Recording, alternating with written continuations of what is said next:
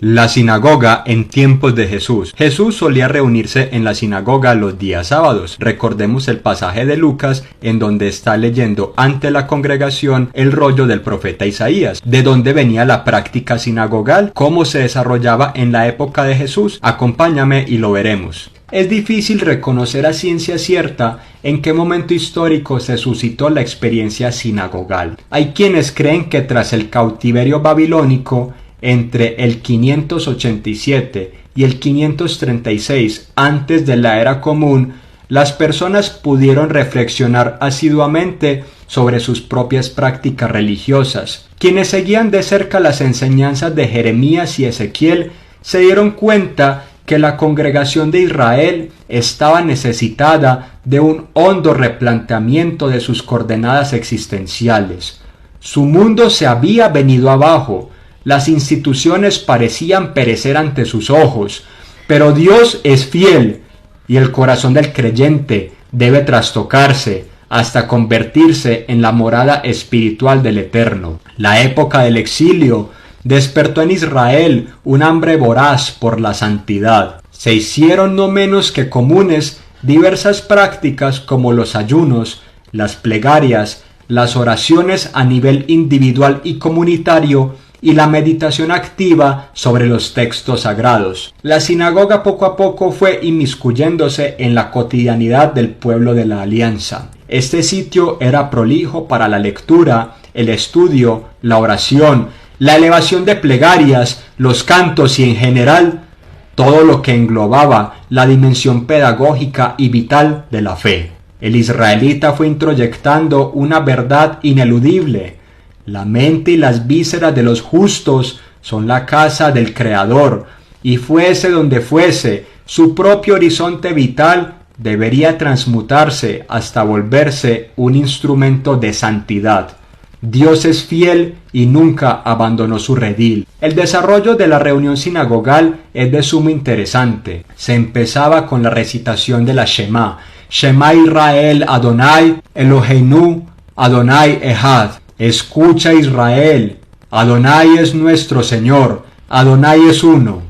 El credo del pueblo de Israel estaba compuesto esencialmente de 3 pasajes bíblicos. Deuteronomio 6 del 4 al 9 que dice: Escucha Israel, Yahvé nuestro Dios, Yahvé uno es, y amarás a Yahvé tu Dios de todo corazón y de toda tu alma y con todas tus fuerzas. Y estas palabras que yo te mando hoy estarán sobre tu corazón, y las repetirás a tus hijos, y hablarás de ellas, estando en tu casa, y andando por el camino, y al acostarte, y cuando te levantes, y las atarás como una señal en tu mano, y estarán como frontales entre tus ojos, y las escribirás en los postes de tu casa y en tus puertas.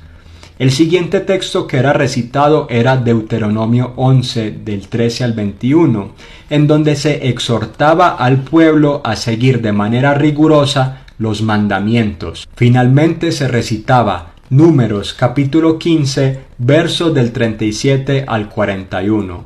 Y Yahvé habló a Moisés diciendo: Habla a los hijos de Israel y diles que se hagan franjas en los bordes de sus vestidos por sus generaciones, y pongan en cada franja de los bordes un cordón azul, y os servirá de franja para que cuando lo veáis os acordéis de todos los mandamientos de Yahvé, para ponerlos por obra, y no miréis en pos de vuestro corazón y de vuestros ojos, en pos de los cuales os prostituyáis, para que os acordéis y hagáis todos mis mandamientos, y seáis santos a imagen de vuestro Dios. Yo Yahvé vuestro Dios, que os saqué de la tierra de Egipto para ser vuestro Dios. Yo Yahvé vuestro Dios. Después de que estas bien estructuradas declaraciones de fe eran recitadas, el celebrante ofrecía algunas plegarias que eran respondidas por la congregación con un amén. Seguramente estas plegarias estaban pobladas con aquello que aquejaba a las personas en su día a día. La cotidianidad de los hombres y sus afanes materiales son escuchados vehementemente por Dios, y más si las peticiones son proferidas por labios justos. De la misma forma, el pueblo de la alianza no podría menos que añorar por la venida de la era mesiánica, en donde el culto iba a ser llevado a su plenitud e Israel iba a capitanear a los pueblos de la tierra hacia el monte Sión, y allí la ley fungiría como el medio efectivo para abocar hacia la santidad. No podríamos desechar la idea de que los asistentes a la reunión pidiesen desde lo más hondo de sus entrañas por la instauración de la verdadera justicia incardinada en la figura del Mesías, auténtico rey y auténtico sacerdote. La congregación luego de esto se extasiaba ante la lectura de algunos fragmentos de la Torá. La Torá no se recitaba de memoria, por el temor a dejar en el olvido tan siquiera una sola yod. El rollo de la ley era leído en hebreo. Ahora bien, las gentes sencillas en muchas ocasiones no conocían el hebreo. Esta lengua había pasado a tener una función estrictamente cultural y litúrgica, por lo cual existían traductores al arameo. La traducción podía ser literal o una paráfrasis, y a esta se la acompañaba con un comentario que servía de abrebocas para otros textos de la Tanaj, o también podrían ser una interpretación teológica. Esto era conocido como el Targum. Todo judío mayor de 12 años, varón, podía leer la Torá. Después de la lectura de la Torá, venía una de los profetas. Todo varón judío adulto podría ejecutar tras esto una explicación sobre lo leído. La explicación consistía básicamente en una paráfrasis de otros textos bíblicos que servían para dar fundamento a lo leído.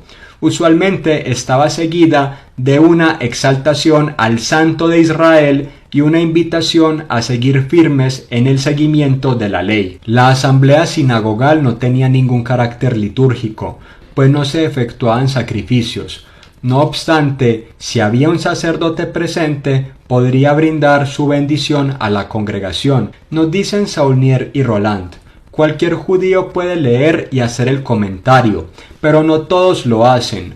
El pequeño artesano o el campesino que ha estado trabajando duro toda la semana carecen muchas veces de las competencias necesarias para hablar y se sienten felices de ceder su sitio a alguna persona más competente, un escriba o a alguien que esté de paso. Quizá ese forastero tenga una explicación mejor o una presentación diferente, pero prácticamente son los escribas y los fariseos los que animan esas reuniones de oración. Esto les permite propagar sus ideas y acrecentar su influencia en el pueblo. Sin la sinagoga no habrían tenido nunca el prestigio y la importancia que tenían. La asamblea sinagogal se reunía en un sencillo edificio cuadrado o rectangular que estaba orientado hacia el templo. Las personas se sentaban en el suelo, estaban de pie o había asientos de piedra. El edificio no tenía muchos ornamentos, gozaba de un armario en donde se guardaban los rollos de la ley y